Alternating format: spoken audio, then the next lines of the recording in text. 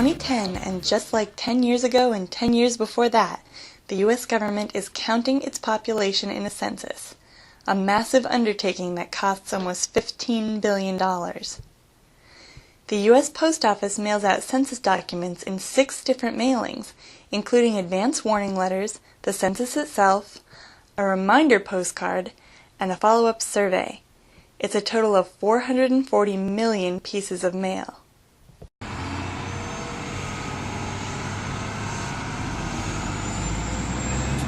Census forms arrive by March 17th, and people have until April 1st to fill them out and mail them back.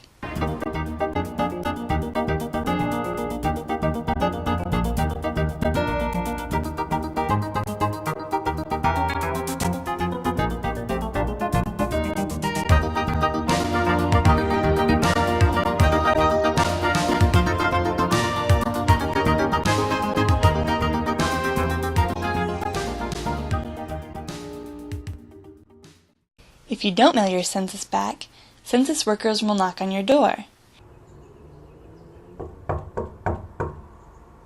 If you don't answer, they'll return, up to 6 times, and if they still don't reach you, they'll attempt to get the information from your neighbors.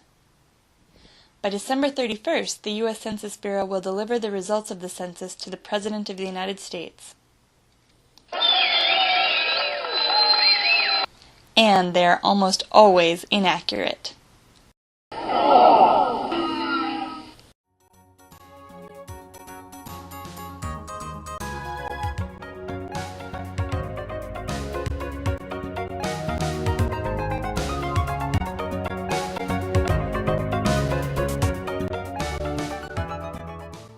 To figure out how much the census is off, the Bureau surveys a sampling of the population and draws population projections from that.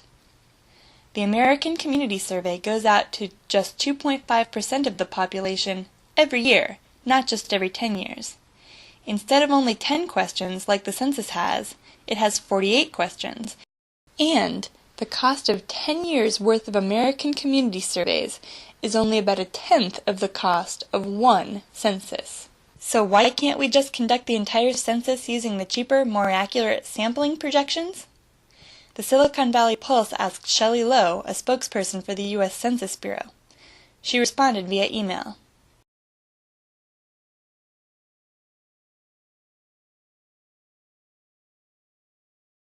According to the Constitution, the actual enumeration shall be made within every subsequent term of 10 years in such manner as Congress shall direct by law. Some Americans feel that Congress should update the manner in which they collect census data. They did in 1970 when they began mailing census forms.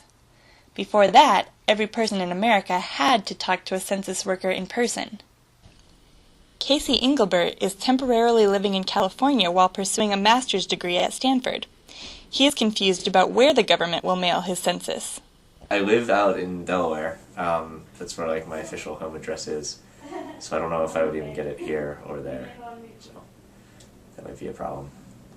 I did just submit my taxes online, and that was pretty easy. And it's 2010, so I would think that being able to go online through a secure government website and verifying my identity with my social security number and address and everything should be good enough.